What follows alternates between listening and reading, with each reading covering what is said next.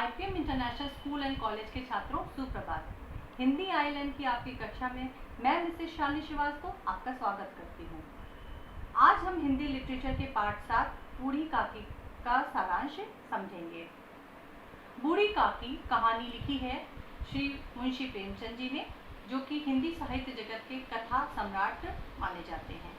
उन्होंने अनेकों कहानियाँ लिखी हैं, जिसमें से एक ये जो कहानी है बूढ़ी काकी, ये काफ़ी मार्मिक है और हृदय को छू लेने वाली है। ये कहानी आधारित है एक बूढ़ी महिला के ऊपर, जो कि हाथ पैर से लाचार है और साथ ही साथ परिवार के नाम पे उसके पास अपना कोई नहीं है।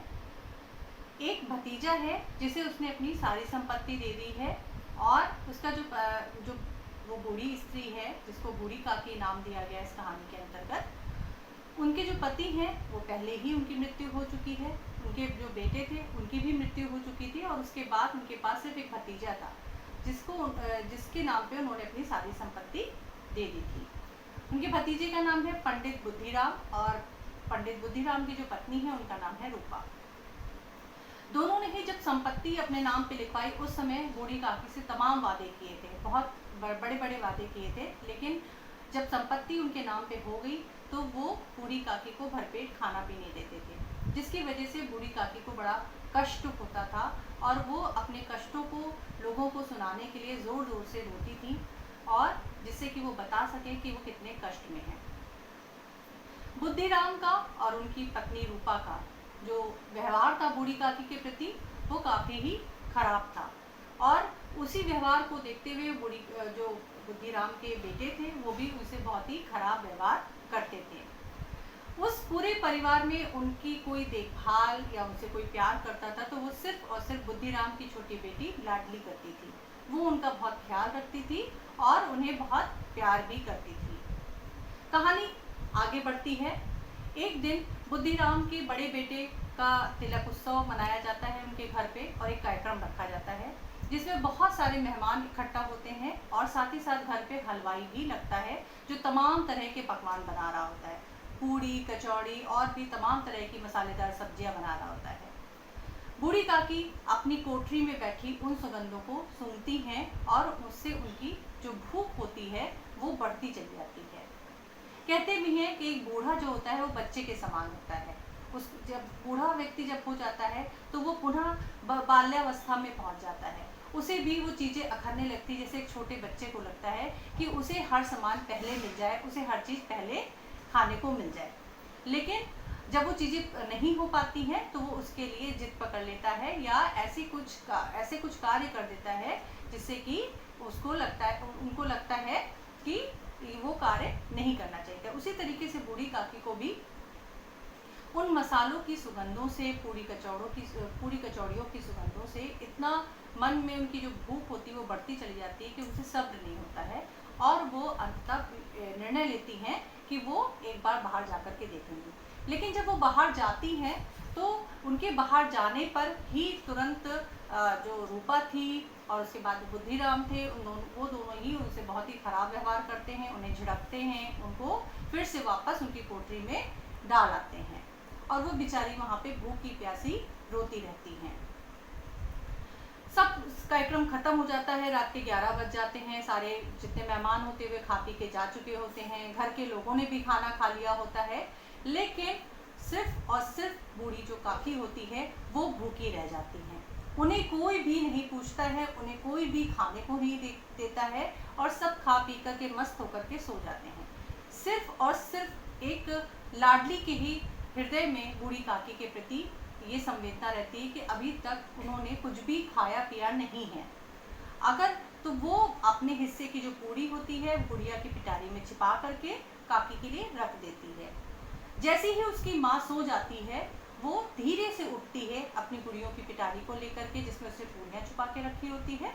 वो काकी की कोठरी में जाती है और वहाँ काकी को पुकार के उन्हें वो पूड़ियाँ खाने के लिए देती हैं। अब चूँकि काकी को तो बहुत भूख लगी हुई होती है, वो थोड़ी सी पूड़ियाँ तो खा लेती हैं, लेकिन उन थोड़ी सी पूड़ियों से ही खाते ही उनकी जो भूख होती है वो और ज़्यादा बढ़ जाती है।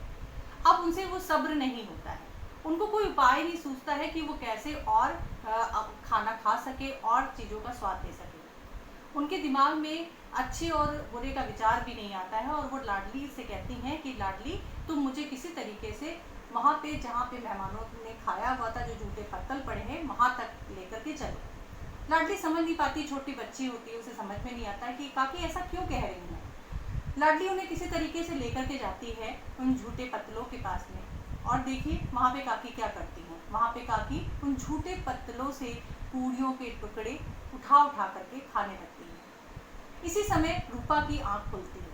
रूपा की जैसे ही आँख खुलती है तो वो देखती है कि उसके पास में लाडली नहीं है।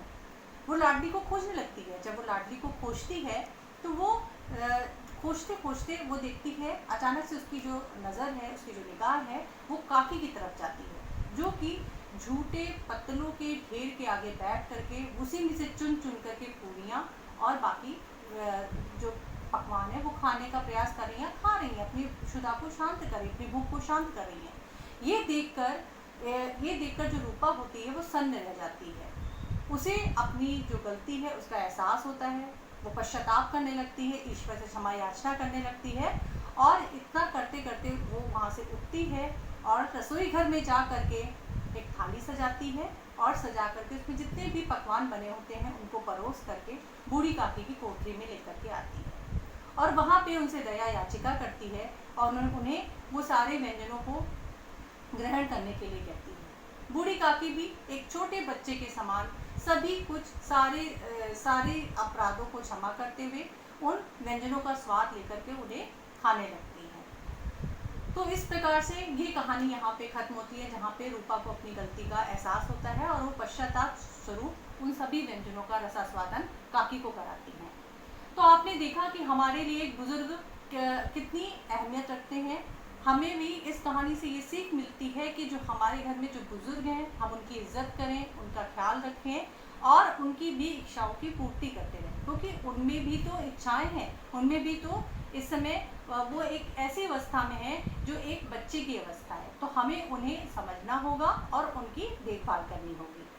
अत्यंत ही मार्मिक कहानी थी, और इसको जब भी आप पढ़ेंगे या सुनेंगे, आगे का जो एक्सटर्नल वीडियो लगाया उसमें भी आप देखेंगे, तो आपको देख के खुद ही इस बात का एहसास होगा कि कहानी कितनी मार्मिक है और कितनी अच्छी लिखी गई है। इस कहानी से संबंधित जितने भी शुभलेख हैं और शब्दार्थ जितने भी आए हैं वो आपकी किताब में दिए भी हुए हैं। इसके अलावा भी और भी शब्द हैं, तो उनको आप ध्यान से पढ़िए, समझिए, और साथ ही साथ जितने भी प्रश्न हैं उनके उत्तर को भी रेखांकित किया गया है, उनको भी पढ़िए, समझिए और लिखने का अभ्यास करिए।